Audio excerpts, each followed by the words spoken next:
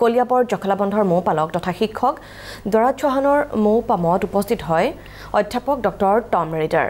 শিক্ষকগৰাকীৰ মৌ বাকচসমূহ প্ৰত্যক্ষ কৰে, ইয়াৰ প্ৰজাতিসমূহৰ বিষয়ে অৱগত হয়। গৱেষণাৰ বাবে মৌমাখি পামখন দেখুৱাই সুবিধা দিয়াৰ বাবে মৌপালক শিক্ষক দৰাজ চৌহানৰ শলাগ লয় ইংলেণ্ডৰ অধ্যাপকগৰাকীয়ে।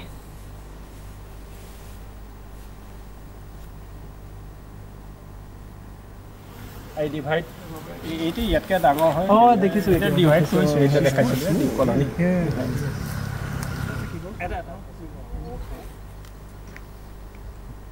In Europe, we only have one honeybee species, and in India, uniquely, you have 4 species here, 2 of which our kind host is growing for honey here.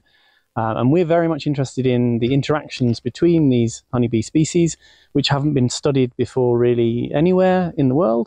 And Vishek is doing his PhD with me at the University of Nottingham, and we're using field sites local to his home. He lives in Guwahati as a study site to understand these ecological interactions better, hopefully for the benefit of farmers and honey production and pollination of crops.